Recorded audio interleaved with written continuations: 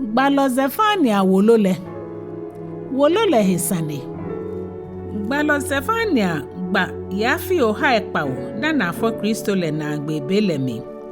Efe ake egbale ne afi nyuma dani mancha yoze achake imambi ajamo mi ngbeja noto ya hie yafi oha ekpa nyuma enyoka ekomeda na afọ Kristo le mi. Ewolo le yo ni bi ni gbalo ele fo amehewie mo le ekomahi. Ni bi na ekomene. Ake hie patamo ke no na be mimba. Ake abagbla yuda bi atwe yejema woji ni ameja hewo. Ake nunchole bagbla majinko komehu atwe. Ake eyemi ake abakpata Yerusalem manle hie mmo. Shibele ba sheke ni abasa manle atwa eko ahagbeme humi kejale sane yelo eko ni amehimi. Wolu eminjira moene. Nunchole kojo mogbile. No ye Klɛŋklɛŋ Yitso Klɛŋklɛŋ kuku kata Yitso Enyɔ kuku nije teno. Eke Israel hewo maji ahie patamo. No ye Yitso Enyɔ kuku nije edwe kata kuku nije nyuma ke numono. Eke na agbeye Jerusalem hie patamo ke ikpomo. No ye Yitso Etɛ Klɛŋklɛŋ kuku kata kuku nije nyuma enyono. Agbene yaha wobo agbalo Zephaniah Wole letue. Klɛŋklɛŋ Yitso wiemo ni Yehowa ke Zephaniah wie bemi ni Amon bi Yoza yo Yuda manchele ne. Zephaniah Kush bile eniji Gedalia manche Hezekiah bi Amaria bile. Yehowa kojo mogbile. Yehowa keake mi bakpata ni bi ife ahie yeshipon leno. Mi bakpata gbomo ke kolo hie. Mi bakpata lo fonjin ke nshon lo ife ahie. Mi bakpata yiwalo ahie. Mi ba plene egbeme yeshipon leno. Mi Yehowa mi ke. Mi ba gbagbeme ni yo Jerusalem ke Yuda shipon leno fe atwe. Mi pa fan ba jamo shishi fe yeshipon leno. Ni akain wulo me ni somo jema wojin le don. Mi ba pata me fe ni ko ke atun aitean ame aja hunu ke nyonchere ke nwurami ye jen la hie. Mi ba pata me hu ni koto Yehowa le. Ni amekan le kita ke ameba ye la nukwa. Shi ameke jema wo mo le gbe le kan kita ahie. Mi bakpata me fe ne kpale ni ameja Yehowa le don la ahie. Ni jime ni tao mi Yehowa le mi segbe alo amebi mi ni don le. Na Yehowa gbile sheta no ewole nyefi adin ye hie. Yehowa esa afolele to ni echu emene pe la hi. Yehowa keake Binima plene mele, mi bagbla manlu mele, ke manche bihile, ke me fe ni fio manse bi akusun la tue. Na kan gbile nole, mi bagbla me fe ni ja tamo wonja lo ejale, ke me huni chon yiwale, ke shishu mo, no, ame ke nani ame wa me nuncho me awe amni obobon le atue. Yehowa keake, na kan gbile nole, abanu ya fohe ke bajelo agbole na ya Jerusalem. Ni abawolele ye man la kucho hele mi, ni gonkwe la ite amba shimo.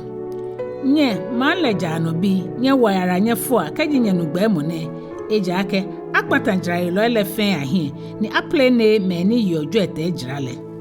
Na kainbele, mi kekane ba akpa Jerusalem man le mi, ni mi bagbla emi meni ametui Enyɔ amemi, ni amehe ameyo le atue. Noji, meni ko amehe ake, Yehowa efen ekpakpa, nese efe fon hule. Abaha amejrayeli ni bi, ni ameshia hu ba chomo amanfo. Ame ama motuine, shi ame womi, ni ame afe we ntromi, shi ame nu amemi we nleko.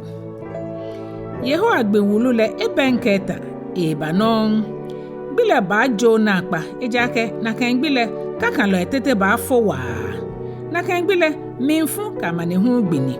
Ni fitemo keni ahekpata mo gbini. Dun bawo ni jemba fe pi. Atatu ko blotu kapiti hu gbini. Gbinle tatremantre ba gbe. Ni ababo she ketu amajini atwatwa gbogbo awo amehele ke moji ni kulole hu. Yehowa keake mi ba ha ogbeme na ameba nye tamoshulafoi. Ake ni amegbo Yehowa notuele. Ashu amelashi tamonu ni amegbo hinle achomo tamowamo.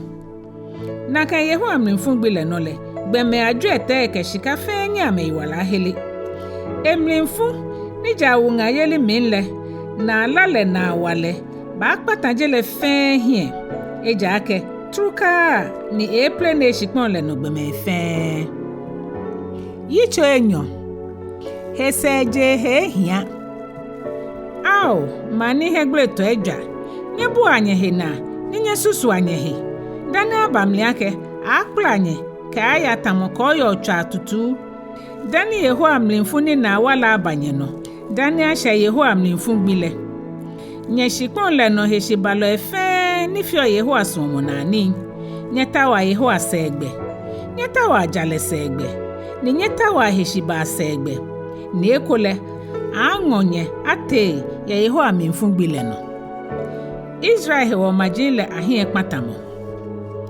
abashi Gaza man la fonshi ni Ashkelon ba chon amanfo abashwe Asdod man bi le hwane finti ni abafan Ekron bi le hu ka meshishi fe bo hanye nyenshona bi bokariti bi aman Kena Filiti bi ashikpon Yehowa ebobofo ni bi bakpaton hie boni ehwen omokomoko don ni bo nshona nia bacho shikpon ke enokolu alehe keto kwele asese keto atwin keke nshona shikpon le bacho Yuda bi ni ehwela no je amebala mekolu ye ni Ashkelon man le shian le bacho mokolu ele awo he eja ke Yehowa amenyumole musum bacho le ya mehe ni ibaha mehwere eko Yehowa kake minu jemo ni mo abi jo mi mambile ka hora ni amombi hu bo mi we bile ke shan na me shan ke ameba sho mi mambile ashipon le ya medenle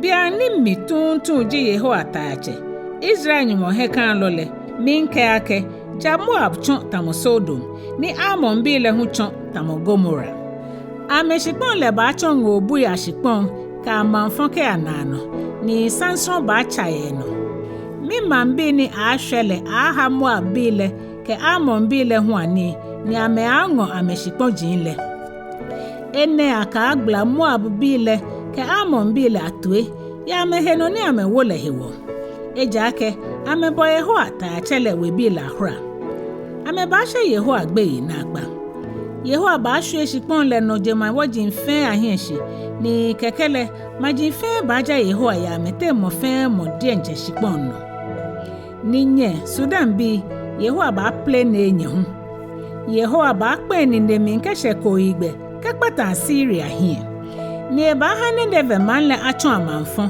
ne no ba gbin wese tamoshia ngano jemba achon ko lo ekui ke ko lo srot efe ashibu mohe apangai ke shade boy ke twin koi la min ba fe ameshinle he patu ba blo e sanfejin la na ni kwa la bite ba blo e shina akpoku la na ejake shia ele fe ewule ewowo mi na man le ni eminflile ne susu aka e hwehwehwe ni no he Wole ike he ake mijimi ni mimi sele mokomoko bele tete ni echon amanfo ke kolo kaka wo ashinle he ne mo fe mo ni achon he ke hole ahoso echo ni he ajon he Yitso Etɛ Jerusalem he esha ke heremo o ha Jerusalem mani yiwa mani lede nche ebule ehe ebo mokomoko wie motoele ekplen chose mo hu eke hie fon Yehowa no le echi ebenke enyumole emelumele jata ni huoni eminkojo le hu klajin homo Wole ni sheni eni ni ji achere no emingbalole inflefle cheme ka kutumpo fo esoni na mi osofo ele bule ni yo kronkron ni amechonyumom la le hi amebushi Yehowa moni yo ameten le man le minle no ni jape efio efe no ko ni eja da lebile efio no ni ja ye man le hi lebi kokra be ni efo jale ni mfemo shi no shafe lo ele amehingble to eja Yehowa ke mi pata magia hi dan mi kuma metabilo atasu ile mi hweshi ni ameblo hu ya menka moshi yefoji ni mokomoko ho ye mi afite amemagine boni mokomoko be mi ni mokomoko ehi amemindon mi ke anokwa ehye mi gbeyi ni ekule mi chose mole ni ekun ehie efon mi mla ni mi wolele eko no shifa sele baba o mo ni amefe ni bi gbohin jino Yehowa ka ake no ewole nyekwa amigbe ka ashigbino ni mateshi maye odase masheje majinle eja ake mitomi yake mabu amajimajin lana ni mabu amancheme hu ana kekpe koni amesa mimfu ka mimla ni na wale na mekwe eja ake mi ka mi wunga yeli le mimfu lale ba patanje mu le fen hie na kan bele mi bachake majimajin la dan wiemo koni amewiemo yachi ni amefe kwa amebaja mi Yehowa ka wiemo ni hichi mi jaloi ni jimi me ni agbe ashan le Ahwoi baje Sudan faile aseni anton ameke afole abahami na kan gbele no le nyehi egbondon ye ni bi ni nye fefe nye keche mi hi aton la hewo eja ke maje ntemfe lo ni wo amehe no fe ye nyete ni nyewo nyehe no don ye mi gon kronkron le no eja ke mi ba shigbeme omlefo ke humi pe ye nyete ame bata aboba ye Yehowa agbe ami ame me ni ba hwe Israel ame fe no fon le ame malen le mo shishi mo wie moko ejen amena ame ba hishi ni ame ba hwere ni moko won ame hegbeyi nyamolala Zion biyo la nyamolala wa Israel bo oshe Jerusalem biyo nya omni aflibo ko tu ife Yehowa efo otu egbla molese ehwe ehenye lo ele fe kete Yehowa Israel manchele yenyete nya shenye fonko gbeyi don be mimba beni abaka Jerusalem ake kwa Zion ka shegbeye ka ha onija minjewi Yehowa onyumole kebuye ta chani ha ayoku nile Enyɔ hekemishe ekunse esumbo eko ibala keminflimo yo hewo tamala egbijro nole Yehowa ake mi bawo amane hunu kaja ono kono hie akahwehye ye no ewo bele mimba mikemeni ha obole fen aye mahere me fen ni choshi ayiwala ni makla meni Ahwoi kebashia eko maha me hingbre la cho hensole ya me anagbe ye shiponji fen ano na kembele mikenye baba shia be meni mi babo anye nale maha nyegbe ahehe na ba kanfo nye ye shipon le no majimaji fen ano ima nye hwere ko yenye dienchenye himra Yehowa wie mo ne gba lo Zephaniah wolole ena agbe ne